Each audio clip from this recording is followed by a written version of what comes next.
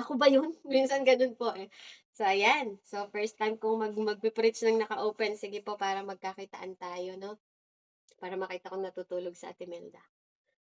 At masaya akong makita si Ate Melda. Malusog siya at masigla ngayong araw na to. Oo, ayan. So, ang pamagat po ng ating mensahe ay keep the fire burning. Amen? So, ang ating pong scripture ay mula po sa Levitico. No? Levitico 6:12 hanggang 13. Ang sabi po dito sa Tagalog, ang apoy sa altar ay dapat panatilihing nagniningas. Ito'y dapat gatungan tuwing umaga.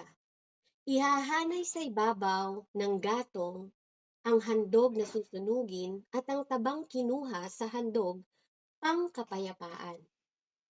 Verse 13, hayaang laging may apoy ang sa altar at hindi ito dapat pabayaang mamatay. Amen? So, glory to God. No po? At ang lesson natin dito, no, pag-uusapan po natin, hallelujah, sa Panginoon po kasi, katulad ng pinag-usapan natin kahapon, amen, ang pinag-usapan naman natin, huwag mong pabayaang mag-dry yung oil na nagsisimbolo ng power. Yung fire kahapon, 'di ba? Nagsisimbolo siya ng spirit. Amen? Ngayon, pag-uusapan natin how the spirit burning, 'di ba? Parang how the fire burning. So, dito po ano, dahil ang Diyos, alam natin na ang Diyos ang nagbibigay ng apoy sa bawat isa sa atin. Amen? Sa Diyos nagmumula ang apoy, hindi po sa atin. Amen? Siya ang nagbibigay ng apoy at tayo po ay tumatanggap sa Diyos. Amen? So dito po, dahil madalas nga po katulad ng pinag-usapan natin kahapon, na po para siyang series tuloy sa SFC. Parang naging series yung ating ano no. Um, Katulad po ng pinag-usapan natin kahapon, may mga may mga virgin, 'di ba, na yung kanilang ilawan ay nung parating na yung ikakasal ay aandap-andap na. Amen? So kahapon ang pinag-uusapan natin ano, mga mananampalataya po yung 10 virgin na yun, 'no? Kaya tayo po ano, wag tayong masyadong confident na may ilaw yung ilawan natin, 'di ba?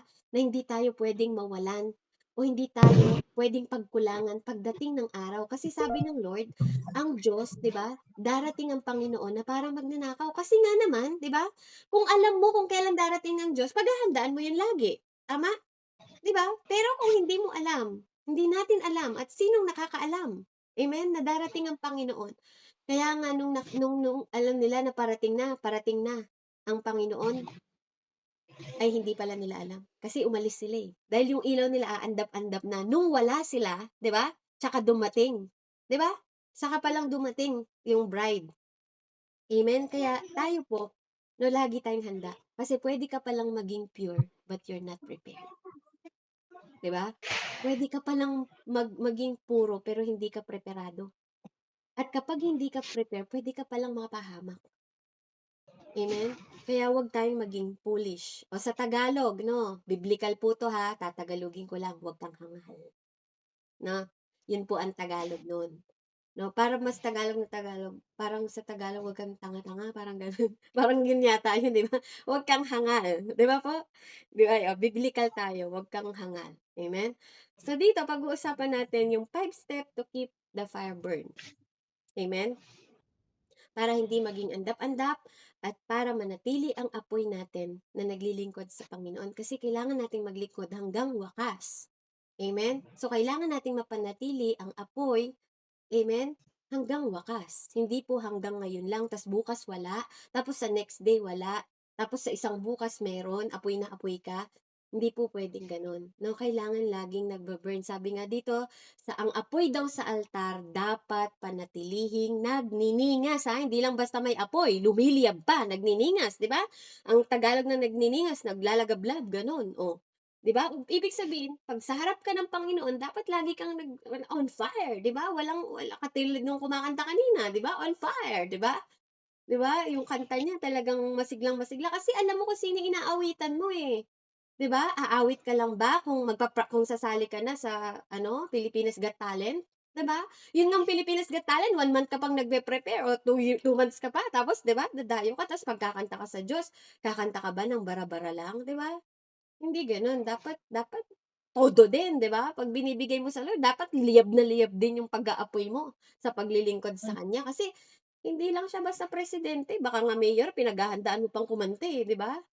Tapos, yung Diyos ng mga Diyos at Hari ng mga hari, basta ka lang bang aawit? Basta ka lang bang maghahandog ng awit sa Kanya? 'Di ba? Dapat yung the best. Laging yung pinaka-the best mo, yung lagi mong ibibigay. Amen? Kaya, una po, number one natin, how to keep the fire burn. Number one, choose the right fuel. Choose the right fuel. Amen? Marami po kasi, no, maraming gumagamit ng iba't ibang klaseng pagluluto. Tama? 'Di ba? Marami tayong ginagamit sa iba't ibang klase ng pagluluto. Yung iba diyan gumagamit ng gasol, 'di ba? Yung iba gumagamit ng uling, tama? Yung iba gumagamit ng ano ba 'yon, yung good fire, yung gaas, 'di ba? Yung may string, 'di ba? Yung gaas. Yung iba naman gumagamit diyan hanggang ngayon yung gatong. 'Di ba? Pag-isapan natin yung gatong kasi yun naman yung talagang ano natin, eh, yung may tatlong bato, 'di ba? Yung may gatong, yung may kahoy. Sa amin sa Nueva Ecija yun po ang ginagamit namin, 'no. Until now kahit may gas, kasi si mama ko sobrang tipid, 'no, pero hindi siya Ilocano, 'no po. Pero sobrang tipid siya. Nagga-gas siya 'pag tubig daw dun sa kahoy, 'di ba? Gano'n 'pag nagmamadali lang sa gas. So, dito po ano, sa dami ng klase ng gatong, ng pinaglulutuan natin na dapat pumipili tayo ng right fuel, na po. So, ang pinaka the best para sa akin, 'no, and I hope para sa inyo din, yung gatong na kahoy, 'di ba? Kasi yung kahoy 'pag naubos na lalagyan mo lang ng kahoy, lalagyan mo lang ng kahoy, 'di ba? Yung ano kasi yung gas, eh, paano 'pag hating gabi kang ano, 'di ba, wala namang magbubukas sa'yo, 'di matitigil na yung pagliyab ng apoy, 'di ba? Paggaas naman, saan ka rin pupunta 'pag naubusan ng gas, 'di ba? O 'di ba? Eh, sabi ng Lord, hayaan mong maglagablab, 'di ba? Huwag mong papatayin yung apoy. So may tendency na 'pag mali ang pagpili mo ng fuel, 'di ba? Puwedeng mamatayan ka ng apoy, 'di ba? At 'pag namatayan ka, patay ka. Tama, 'di ba? Hindi puwedeng mamatay. Hindi puwedeng mamatay. Sabi panatilihin na naglalagablab, 'di ba? Kailangan gatungan, sabi niya do'n. 'Di ba? Ihahanay pa sa ibabaw ang gatong na handog na susunugin, sabi pa doon sa ating mensahe. Na po, kaya dito, kapag pumili ka ng tamang right fuel, na po, tandaan mo rin, lagi mong tatandaan na delikado ang apoy. Amen? Delikado ang apoy. Kasi nakakasunog ang apoy. Amen? 'Di ba? Kaya hindi nyo ba napapansin? Ang Panginoon, no? Kapag hindi pa tamang oras sa'yo yung gift na yun, di niya binibigay. Kasi delikado ang apoy. Delikado, 'di ba? Tingnan niyo si Elisha, 'di ba? Wag mo lolokohin si Elisha, tinawag lang siyang kalbo, pinatay niya, 'di ba? Kalbo, kalbo, sabi ng mga bata sa kanya, o 'di ba? Galit agad siya, 'di ba? Mahirap yung kapangyarihan. Yung kapangyarihan, 'di ba? Pag hawak mo ang kapangyarihan, kapag wala kang disiplina sa sarili mo, 'di ba? Pwede kang makapatay. Amen? Kaya delikado ang apoy, 'di ba? Mag-iingat tayo kasi marami pong puwedeng ano, masunog ang apoy. Amen? Kaya nga kapag ang Panginoon sinusubok ka, 'di ba? Inano niya rin sa ano, idinadarang tayo sa apoy, 'di ba? Para 'pag tinesting niya rin kung plastic ka o hindi, 'di ba? Dinadarang niya sa apoy. 'Di ba? Lahat ng masusunog sa apoy, sabi nga niya, 'di ba? Lahat ng itatapon sa apoy na masusunog, makikita mo kung totoong mananampalataya yun o hindi. Kaya huwag kang magtaka pa kapatid kung bakit sa mundong ito, lagi kang dumadaan sa pagsubok. Lagi kang dumadaan, 'di ba, sa mga mahihirap na ano, sitwasyon. Amen? Kasi dinadarang ka sa apoy. Hindi yun masarap. Walang masarap sa dinadarang sa apoy, 'di ba? Mahirap po, 'di ba? 'Pag pinipilipit ka, ginagawa ka, hinuhubog ka pa, kina-cultivate ka ng Lord, mahirap durugin, 'di ba? Gusto mo maging anointed? Didikdikin ka rin. Ang olive oil, dinidikdik yan, dikdik. Ano sa palagay ninyo? Oil agad yan? Hindi. Didikdikin ka, kaya ka nasasaktan ngayon sa dami ng pagsubok na nararanasan mo. Tinitingnan ng Diyos kung saan ka nananatili. Amen? Kasi may mga pagsubok, 'di ba, na meron ding inilalaan ang kaaway sa'yo sa madaling paraan o sa mahirap na paraan. 'Di ba? Marami. Life is a choice, sabi ko nga sa inyo. Lahat ng bagay sa mundong ito is a choice. Everything is a choice after choice after choice after choice. Amen? Kaya, mamili ka ng panggatong. Tama? It's a choice. Diba? Kaya ang anong uri ng panggatong ang gagamitin natin para manatili yung apoy sa ating buhay. Amen? Kapag gagamit tayo ng mga kailangan natin na mga panggatong, 'di ba? Dapat mag-iisip po tayo ng mga bagay, no? Kailangan nating mamili ng tamang gagamitin para mag-start ang apoy. Amen? 'Di ba? Kailangan mong pumili ng tamang kahoy. 'Di ba? Hindi ka basta-basta siksik ng kahoy, hindi ka rin gagamit ng basta-basta kahoy lang. Amen? Sa probinsya po, lagi kaming pumipili ng mga ipil-ipil kasi maliyab yun, ganun, 'di ba? Sa ano, 'di ba yung mga mabagang apoy, mabaga na pag ginamit mo yung kahoy na yon, alam mo na pangmatagalan. Ganun dapat yung pagpili. Hindi ka basta-basta magsaserve sa Lord ng pipitsuging, alam niyo yun, yung mga kahoy na pag ano mo, sa umpisa lang lumalagab-gab na tapos mamaya puro abo na. 'Di ba? May mga ganun pong klaseng kahoy. Kaya pipili ka rin ng tamang kahoy, tamang pangsindi mo, 'di ba? Para mag-start ka ng apoy. Para mag-start yung apoy. Ano po? Kaya napakahalaga ng pagpili. No? Tamang gamit, 'di ba? Tamang fuel, 'di ba po? At tamang gamit. Ay, at tamang panggatong. Tamang kahoy. Amen? So, ang pagtanggap kasi sa Diyos, ano po, dapat po, yun ang unang simula natin. Pag tayo tumanggap sa Panginoon, yun ang ating simula. Yun yung pagtanggap natin, doon nag-start yung apoy natin. Ano po? Tayo, ikinukumpara lang natin para madali nating ma-pick up yung mensahe. Ano po?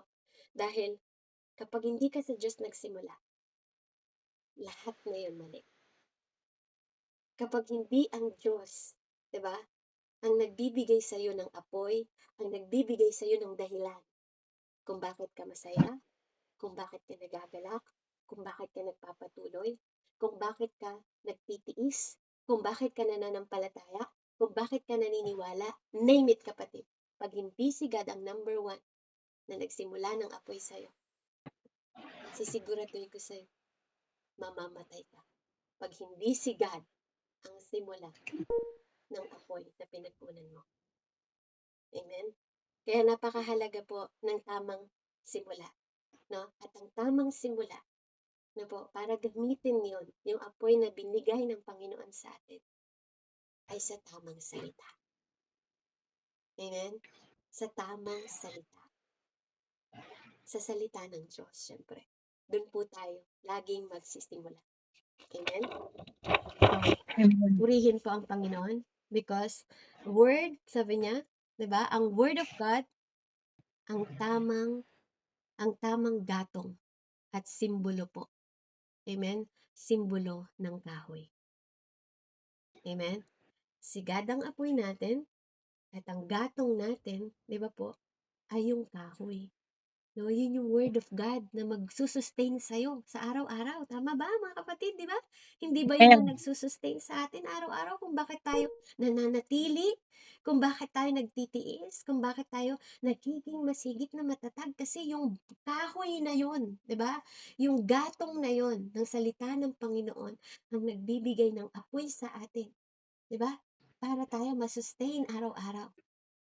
Kaya nga pag hindi galing sa Diyos ang kalakasan mo, kapatid, manghihina ka. Amen? Hindi ka makakatagal. Sa gulo ng mundong ito, sa gulo ng ekonomiya, ng mga presidente, vice president na nag-aaway-away, kapag doon ang source mo, kapatid, bagsak na. Bagsak na. Di ba? Ngayon pa lang ang ekonomiya, bagsak na. Di ba? Kaya saan ka magtitiwala? Doon na, sa subok na, katiwa-tiwala. Tama po ba? Hindi tayo nabubuhay dahil sa presidente. Kaya huwag kang tumiwala sa presidente. Ano sabi ng Lord? Huwag kang magtiwala sa tao. Tama? Amen? Huwag tayo magtiwala sa tao. Mapalad ang taong nagtitiwala saan? Sa Diyos. Amen? Kapag doon galing yung kagalakan mo, hindi matatapos yung saya mo. Pero pag ang happiness mo dito lang sa mundo, tingnan mo, sandali lang. Di ba? Sandali lang lahat ng bagay, Pansamantala. sandali lang. Kasi bakit? Ang binibigay ng Lord sa atin, eternal. Lahat eternal. Hindi panandalian lang. Amen? Number 2 po, add stone to the fire. Add stone to the fire. Siyempre, lalagyan mo yung 3 bato. Tama? Di ba po? Ang bato ay ang Panginoon pa rin. Di ba? Di ba? God the Father, God the Son, and God the Holy Spirit. Di ba? Yung 3 bato na yun, the Trinity. Di ba? Yung triune God na yun. Yeah, kaya ang Diyos po, anong sabi sa Bible? Ang ating sandigan. Amen? Ang ating katulong. Ang batong, di ba? Tungtungan, foundation natin. Amen? Yung 3 yun na yun. Yung triune God na yun. Yung Diyos na yun. Yun dapat ang foundation mo. Para manatili ang apoy na nagbo-burn sa'yo. Amen? Number 3. 5 lang po ito. We also need to protect, no po? Protect the fire from the elements. No? Kailangan daw nating protektahan, amen, ang fire po sa lahat ng mga elements sa mundong ito. 'Di ba? Para manatili yung fire sa hangin, 'di ba? Sige, pag 'di ba? Kailangan mong protektahan yung fire na yun para manatili siya. Amen? 'Di ba? Kailangan ingatan mo sa tubig, tama? Kasi pag natapunan ng tubig yung apoy mo, pwede kang mamatay. Pwedeng mamatay yung apoy na yon. Amen? Sa mga pagsubok. Sa mga pagsubok mo sa buhay, kapatid. Kapag na-down ka na sa sobrang dami, sino dito yung nagkaging problema? Lord, dahan-dahan naman, pwede bang mag-plan tayo? Calendar plan naman tayo, Lord. Huwag naman ganito, sunod-sunod na eh, di ba? Kanina lang, wala pa pambili bigas. Lord, may ulam pa ba? Pwede bang bigas na lang, di ba? Huwag na. Lord naman, nag-request pa lang gatas yung anak ko. Pwede ba tubig na lang na may asukal? Di ba? Yung, alam mo yun? Yung may problema ka kanina, tapos meron na naman. Tapos meron na naman. Tapos meron na naman. Ang dami, di ba? Yung parang hindi natatapos. Di ba? Yung mga pagsubok, napakahalaga na kahit may pagsubok ka, patuloy ka pa rin bumabangon. Sabi nga the righteous man yun righteous fall 7 times. Pero babangon pa. Bakit? Kasi ang foundation mo si God. Amen? Lagi kang may dahilan bumangon. Di ba? May Diyos ako eh. Babangon ako. Di ba? Hindi ang kape ang dahilan ko para bumangon tuwing umaga katulad ng commercial. Di ba? Bakit ka bumabangon tuwing umaga? Sabi sa Nescafe. Di ba? Hindi. Hindi Nescafe ang dahilan kung bakit ako bumabangon tuwing umaga. Dahil may Diyos ako. Yes, nagdesisyon akong natulog ng kahit anong oras kagabi. Pero hindi ko desisyong gumising. Desisyon ng Diyos yun. Hindi ko desisyon. Kaya alam ko may dahilan ng pagbangon ko tuwing umaga. 'Di ba? May purpose yung pagbangon ko tuwing umaga. Kaya wag mong sayangin. Kaya nga kung ikaw nakadepende sa mga anak mo, 'di ba? 'Yun ang dahilan mo para bumangon araw-araw. Mawawala 'yan. Paano pag wala na 'yung anak mo? Wala ka ng dahilan para bumangon? Pag ang dahilan mo 'yung asawa ko, dahilan ko araw-araw kaya ako nagpapaganda. 'Di ba? Paano pag patay na 'yung asawa mo? Di losyang ka na, hindi ka na magpapaganda tuwing umaga. 'Di ba? Wala na 'yung asawa mo eh. 'Di ba? 'Di ba? Ang dahilan ko para mabuhay ang anak ko. 'Di ba nawala tayo kay Kristo, ganyan ang mga dahilan natin. Kaya ako nagpapagod kasi sa mga anak ko. 'Di ba? 'Yun ang mga dahilan natin. Kaya ako lumayo dahil sa anak ko. Kaya ako nagtatrabaho dito sa abroad dahil sa anak ko para mabuhay ko sila. Kahit pa nasa abroad ka, kapatid, hindi mo kayang proteksyonan ng anak mo ng 7 and 24 hours. Ng 7 araw sa loob ng 24 oras. Tama po ba? 'Di ba? Walang Amen. ibang nakakagawa nun kundi ang Diyos lang. Kaya kung ang dahilan mo, 'di ba, sa mga problema mo ay hindi ang Panginoon ang solusyon mo, talo ka na. Manglulupaypay ka na. Manghihina ka na. 'Di ba? Kung yung girlfriend mo, ang dahilan mo kung ba't ka nabubuhay, magpapakamatay ako pag nawala ka. 'Di ba? May mga ganun mga baliw pag 'di ba, pag nagmamahal. 'Di ba? Pag nawala ka sa buhay ko, wala nang kabuluhan ng buhay ko. 'Di ba? Talagang walang kabuluhan. Bakit? Hindi si God yung kabuluhan eh. 'di ba? 'Pag hindi ang Diyos ang kahulugan ng buhay mo at hindi siya, 'di ba, ang kasayahan mo, kaligayahan mo, lahat ng bagay masasaktan ka talaga. Mabibigo Amen. ka kahit pamangako sila. Amen? Kasi madalas nga yung mga pangako ng tao do'n sila napako, 'di ba? Hindi ka iiwan, isang linggo pa lang wala kang mapakain, 'di ba, iniwan ka na kahit pa pinangakuan ka ng for better and for worse, 'di ba? 'Pag hindi ka na maalindog, hindi ka na ano, ayaw ka na nila, iwanan ka na nila, 'di ba? Kaya nga don't love beauty, wag dahil maganda kaya mo lang mahal. Paano 'pag pangit na 'di mo na mahal, pagpapalit mo na? 'Pag 'di na gwapo, wala ng ngipin sa harap, 'di mo na pagpapalit mo na rin, 'di ba? Wag gano'n, amen? Kaya napakahalaga po na proteksyonan mo 'no po yung buhay, yung kapayapaan mo. Kung ikaw naghahanap ka ng kapayapaan sa mundong ito, hindi ka makakatagpo. Kung hindi ang Prince of Peace ang kakatagpuin mo sa kapayapaan.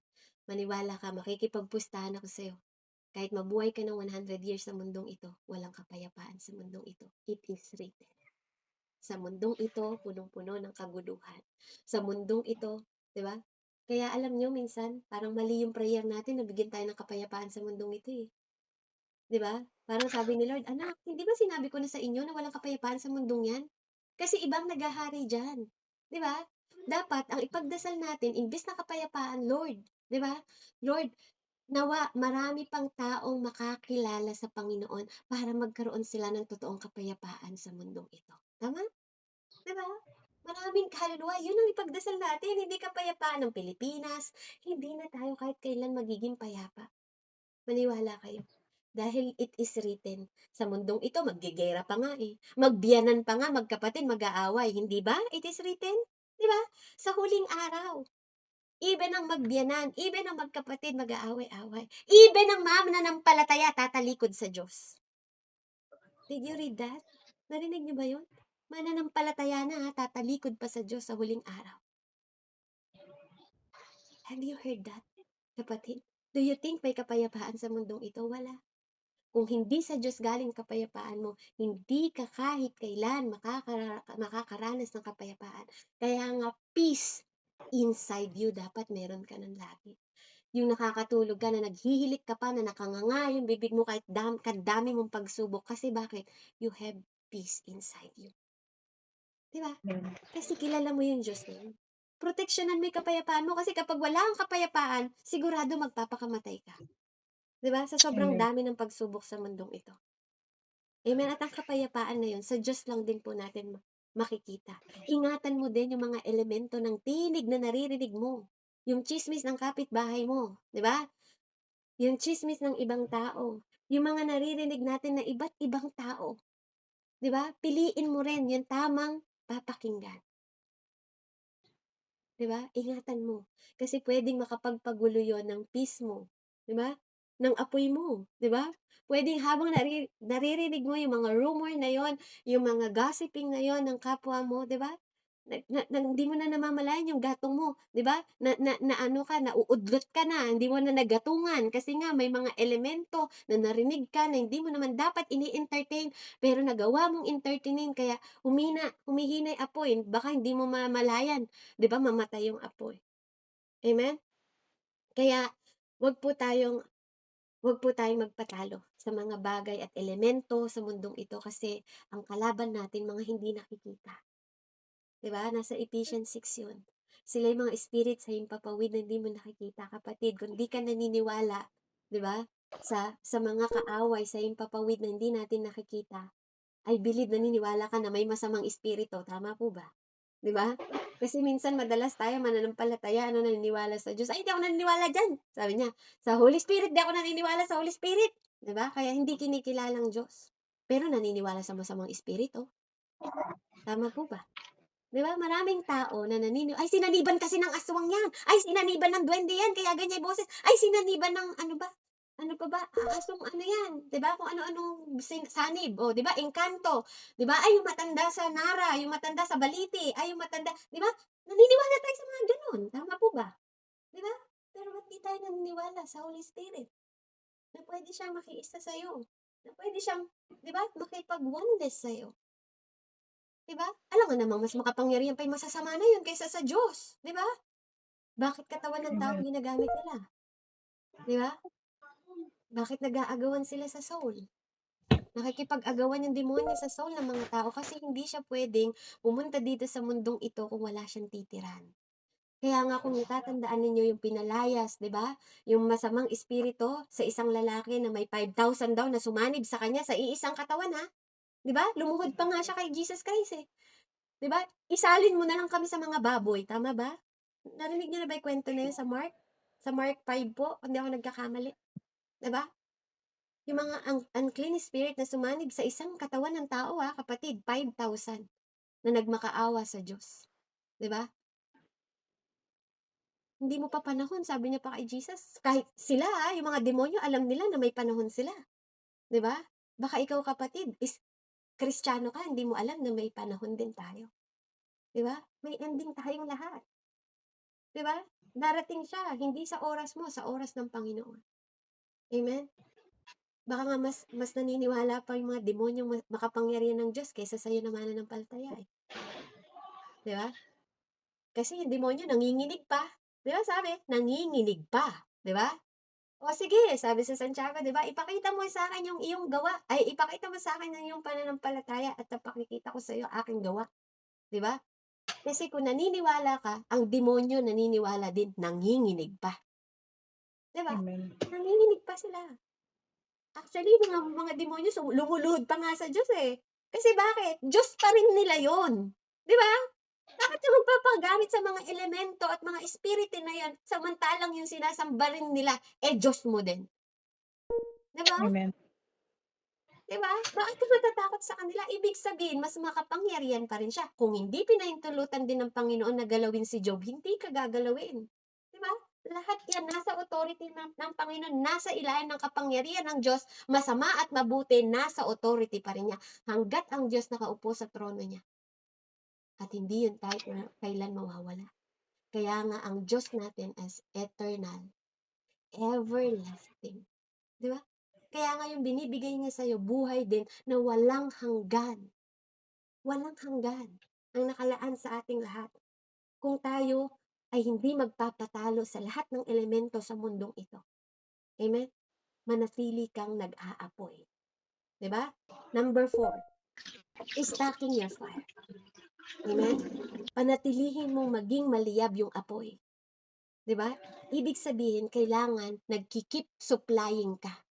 'Di ba? Nagki-keep ka ng supply, 'di ba? Ng panggatong, 'di ba? Kasi ang oras ng Panginoon hindi mo oras, 'di ba? Sabi nga, isang araw sa'yo, 1,000 taon sa kanya. Tama? Kaya maiinip ka talaga ng pag-aantay. Kasi hindi tayo magkapareho ng oras. Hawak ng Diyos ang oras niya, ikaw hindi. Your days is numbered, kapatid. Alalahanin mo yun. Bilang ang araw mo. Limitado sa mundong ito. Kaya, kung meron kang gagawing bagay, gawin mo yung mga bagay na makabuluhan sa buhay mo. 'Di ba? Hindi yan pahabaan. Sabi nga natin, 'di ba? May naituro din ako, hindi pahabaan ng buhay sa mundo, pakabuluhanan. 'Di ba? Si Jesus Christ, nabuhay lang ng 33 years, pero naging super makabuluhan ang buhay ng Panginoon natin. Yun yung the best na buhay. Pero, yung buhay niya masarap ba? Sabihin niyo nga, payapa ba yung buhay ni Jesus Christ? Grabe, pinapanganak pa lang nandun sa kulungan ng mga ano, masarap ba? 'Di ba? Puro paghihirap na rin sa kanya from the beginning. 'Di ba po? Biruin mo, pinapanganak pa lang, tinutugis na. Gusto nang patayin, 'di ba? Pati mga ibang sanggol na damay. Masarap ba yung buhay ni Jesus? Hindi. Pero nagpatuloy. 'Di ba? Nagtiis. Kasi bakit? Iniisip ka niya. 'Di ba? Kaya kung meron kang dahilan sa buhay mo kung ba't ka nabubuhay, dapat siya din yun. 'Di ba? Kasi nung panahon na naghihirap siya, kaya niya natapos yun lahat dahil sa'yo yun at dahil sa akin. Kaya siya nagtagumpay. Dahil mahal ka niya at mahal niya ako. Kaya ikaw din. Kung meron kang dahilan para mabuhay, dapat siya. Hindi yung anak mo, hindi yung asawa mo. Amen? Dapat siya yun. Amen? So, purihin ng Lord. Hallelujah. Ayan.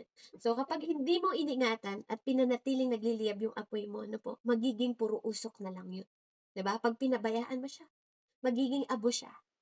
'Di ba? Magiging puro usok hanggang unti-unti mawawala ng apoy. 'Di ba? Kaya napakahalaga na makinig tayo sa instruction ng Lord at sa mga utos niya. Alam niyo po, habang nag-aaral ako ng Bible, no, nakita ko lahat ng bagay sa Bible may instruction. Na po? Lahat ng gagawin natin may instruction. Even si Abraham, 'di ba? Mula pa sa simula, even sila Adan at Eva, lahat may instruction. Kaya ikaw at ako, mabuhay tayo sa instruction ng Diyos. Amen? Yun yung magpapanatili sa atin hanggang wakas. Kasi tingnan nyo, si Moises, nung hindi siya sumunod sa instruction, na nangyari? Hindi siya nakarating sa promised land. Tama ba? Di ba? Sabi, you need to speak. Di ba? You need to speak. Anong ginawa niya? Hinampas niya. Di ba? Nagalit siya. Nagalit ang Diyos. Bakit nagalit ang Diyos? Kapatid, it's not all about you anymore. Hindi na to tungkol sa'yo at tungkol sa akin. Amen? Tungkol na to sa Panginoon kung paano mo siya nire-represent sa harap ng tao. Kaya napakahalaga na pag hindi mo sinunod ang instruction at di ka nag-obey sa gusto ng Panginoon, hindi po siya manghihinayang. Amen? Kasi binigyan na tayo ng instruction lahat eh. 'Di ba? Kaya nga sabi sa book of Luke, 'di ba? Kung di ako nagkakamali, sa Lucas 16, 'di ba? Ibinigay na lahat sa inyo, pati even salita ng propeta. Bakit di nyo binasa? 'Di ba? Lahat ng salita ng mga apostoles, binigay ko na sa inyo. Yun yung sa kwento ng mayaman at mahirap. Nung napunta siya, 'di ba? At si Lazaro napunta sa langit at siya napunta sa papuntahin niyo po, 'di ba? Si Lazaro, buhayin niyo si Lazaro at pumunta sa pamilya ko dahil may mga kapatid pa siya. Anong sabi ng Diyos, 'di ba? Ay ano pa sabi po sa kanila, 'di ba? May meron nang nabuhay at namatay, hindi pa rin sila naniwala. Tama? 'Di ba sabi? 'Di ba? Bakit kapag gagawin kay Lazaro yun, meron na ngang nabuhay at namatay, hindi sila naniwala eh. Iniwan ng kasulatan, ng aklat, sabi niya, hindi nyo binasa. Ang mga sinabi ng propeta at mga pinahayag ng mga apostoles, hindi nyo inalam. Amen? Tapos kung kailan huli na ang lahat, di ba? May instruction, kapatid. Bulay-bulayin mo ang salita araw at gabi. Instruction yun, di ba? Sabi niya, ikaw ba nagbubulay-bulay ka ng salita araw at gabi para manatili apoy mo? 'Di ba yun yung number 1 natin? Dapat sa salita ka doon ka kumukuha para ma-maintain mo yung apoy na yun. 'Di ba? Yung mga utos ng Panginoon po sa atin. Huwag niyo pong binabaliwala. Hindi yan nilagay dyan para baliwalain natin. Although tayo, lagi natin sinasabi, we are saved by grace. Pero kapatid, nalalaman mo pa rin ang tama at mali because of the rules. 'Di ba? Because of the law. Because of the instruction. Amen? 'Di ba? Doon mo nalalaman yung mga pagkakamali mo, doon mo sinasala kung tama o mali ang ginagawa mo. Doon ka namimili ng mga bagay. 'Di ba? Kapag may instruction ka at instructed ka ng Lord, 'di ba? Nalilid ka from the Holy Spirit. 'Di ba? Kaya ka nalalayo sa mga masasama. Iniingatan ka niya. Amen? 'Di ba po? Sometimes nga kahit nalilimutan mong magdasal, nagigising ka pa rin sa umaga eh. Bakit? 'Di ba? Hindi ka naman naliligtas dahil lang sa panalangin mo eh. Naliligtas ka dahil pangako niya yun sa'yo. Pag sinabi niyang anak ka niya, iingatan ka niya sa kanyang kamay at walang kahit sino makakagalaw sa'yo. Kahit makalimutan mo pang magdasal. Hindi ko po sinasabing kalimutan yung magdasal. Hindi ko sinasabi yun. Di ba? Pero sa sobrang pagod mo, minsan nakakalimutan mong magdasal. Hindi ba? Sino? Di ba? Minsan, nakakatulog ka na lang, di mo namamalayan. Pero tapat ang Diyos, kahit hindi tayo tapat. Tama po ba? Amen? Kaya, number 5, last 5 po. Last number 5, fire need oxygen. Diba? Para manatili ang apoy mo, the fire need oxygen. Mamamatay ang apoy pag walang hangin. Amen? Pag kinulong mo yon sa bote, tingnan mo, mamamatay ang apoy. Amen? Kaya po, pwedeng mamatay. Pwedeng mamatay. Pag marami rin pong nakasaklob doon, nakasiksik, di ba? At siksik ka ng siksik, tingnan mo, subukan mo magsiksik sa apoy at gatong mo, di ba? Minsan namamatay apoy kasi siksik mo. Di ba po? Kasi wala na siyang hangin, wala siyang oxygen na nilalabasan. Amen? Kaya nga yung ilong mo may butas eh. 'Di ba? Kasi diyan mo lalanghapin yung oxygen, 'di ba? Tas yung apoy tatanggalan mo ng apoy, 'di ba? Kaya ka nabubuhay dahil may butas di ilong mo, 'di ba? Kaya 'wag mong binabalewala yung ilong mo na 'yan. Kahit pango 'yan, maraming natutulong 'yan, 'di ba? Maraming ano 'yan, Linisin niyo yan. maraming bagay na nagagawa sa atin na nakakamangha ang Panginoon sa paglikha niya sa ating mga tao, 'no? Kaya iingatan mo, 'di ba, na magkaroon dapat may hangin yung apoy. Dapat meron siyang na tawag dun, nilalabasan, 'di ba, gano'n. Nakakainga siya yung apoy. Hindi mo siya puwedeng isiksik ng isiksik ng isiksik, 'di ba? 'Pag nagagalit ka sa buhay mo, wala kang ginawa, siksik ka ng siksik, kung ano-ano siksik, plastic, siniksikan mo pa ng kusot, siniksikan mo pa ng kung ano-ano, dahil sa sobrang gulo ng buhay mo, 'di ba? Wag. Have to exhale. Sometimes you need to be still and know that He is God. Kasi may mga bagay sa buhay mo na talagang gusto ng Panginoon manatili ka lang para wala kang ipagyabang. Kasi minsan mayabang na tayo sa harap ng Diyos. Akala natin because of us. Kaya tayo ganito. Because of us, hindi tayo nakarely sa finished work ng God. Di ba? Kaya minsan, ang ginagawa ni Lord talagang masasuffocate ka talaga sa dami ng problema. Di ba? Until you said, Lord, I surrender everything. 'Di ba?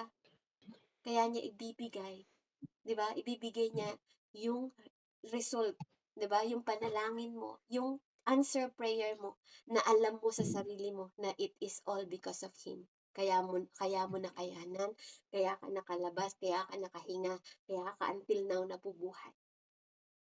Pinapahintulutan ng Panginoon yun para hindi tayo magyabang, para magpakumbaba tayo. Na yung alam niya yung bagay na nadala ka na ba talaga sa sitwasyon na wala kang lulusutan? 'Di ba, na ang tanging paraan mo na lang si Jesus, maraming bagay, marami akong testimony, 'no po, na talagang si Lord, sasabihin ko talaga, praise God, kasi niligtas mo ako. Katulad na lang ng pagkakaaksidente na dapat maaksidente ako.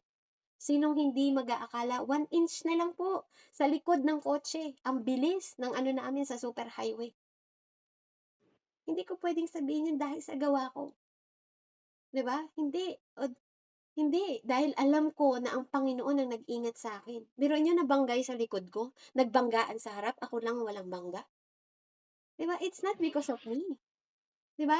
Hindi ko maipaliwanag ang dahilan, pero sabi ko, kapag naipaliwanag ko ang dahilan, hindi ko nasasabing miracle 'yun. Kasi kung kaya mo ipagliwanag ang mga bagay na nangyayari sa'yo, you cannot experience miracle, 'di ba? I experience miracle in my life. Maraming bagay na ginawa ang Panginoon. Even sa anak ko na 'to na huli, 'di ba, 2 anak ko namatay. 'Di ba, sino ba nagbibigay ng buhay? Job 12:10, ang lahat ng bagay nasa Diyos, nasa kamay ng Diyos, even ang buhay. Amen? Even ang buhay. Kaya ang anak ko galing yan sa Diyos. Hindi ko yan kayang gawin na mag-isa ko lang. 'Di ba, kahit 'pag gumawa kami ng gumawa mag-asawa, 'pag hindi pinahintulot ng Lord yung seeds na yun, hindi mabubuhay. Amen? Kaya God is faithful. Kaya maghanap tayo ng lugar, 'no, para hindi mamatay yung apoy natin, 'di ba? Huwag natin siyang sasakluban, 'di ba? Huwag natin siyang itatago sa bote. Yes, iniingatan mo siya sa mga element na puwedeng makapatay ng apoy mo, pero, 'di ba, puwede mong iniingatan, nilalagyan mo ng boundaries sarili mo para hindi ka matangay ng mga elemento sa mundong ito, 'di ba? Pero 'wag mong susukluban. O wag mo hindi bibigyan ng hangin kasi pwedeng mamatay. Kaya kailangan naghahanap tayo ng tamang lugar, amen, na pwede nating makanaig ang Diyos. Amen? Para manatili ang fire mo, maghanap ka ng tamang lugar to spend time for Him. Na na-spend mo yung time mo nakasama ang presensya ng Panginoon. Araw at gabi. Amen? Di ba? Tamang lugar. Tamang lugar. Na nararamdaman mo yung peace, nararamdaman mo yung quietness, nararamdaman mo yung calm ka, 'di ba? Na kayo lang dalawa. No, hindi yung nandito lang sa grupo, dapat meron ka ring mga spending time na kasama mo lang ang Panginoon, ang Lord, and ikaw. Amen? Hindi lahat ng bagay lagi ka lang nasa online, tapos wala ka naman palang totoong intimacy sa kanya. Dito ka lang nagdadasal, 'di ba? Tapos wala kang personal prayer, 'di ba? Hindi dapat ganoon. Dapat natututo ka rin na magkaroon ng sariling intimacy, 'di ba? Sa Panginoon, yung oras ninyo, 'di ba? Oras ninyo dalawa, 'di ba? Mag-devotion ka and then mag-prayer ka.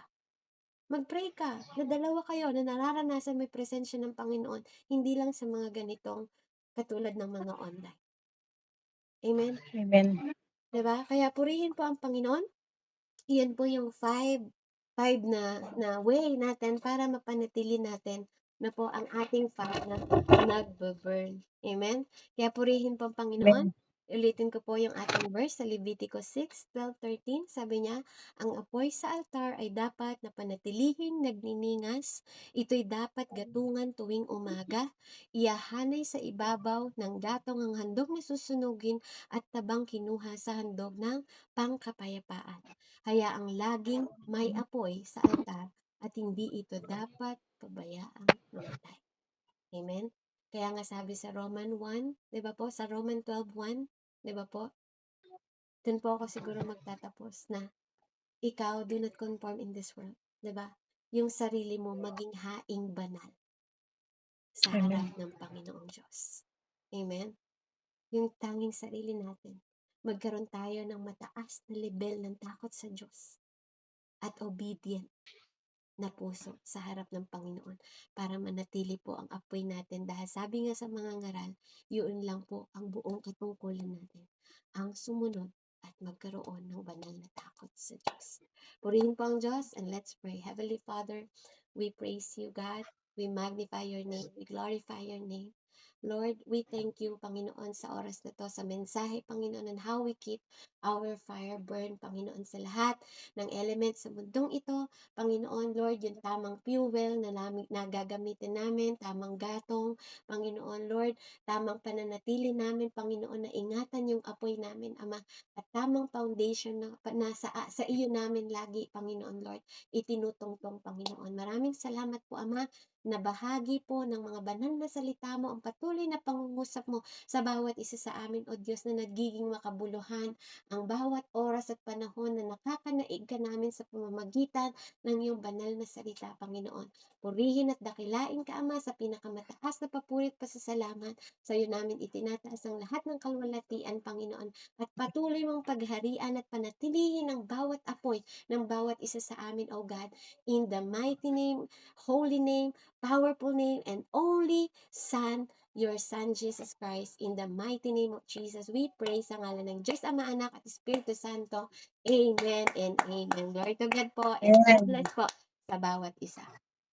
Ayan, praise God. Sis Beverly, tunay nga po na napakabuti ng Panginoon na napakaganda po ng message na naibahagi po ni Sis Beb. Salamat sa buhay mo, Sis Beb.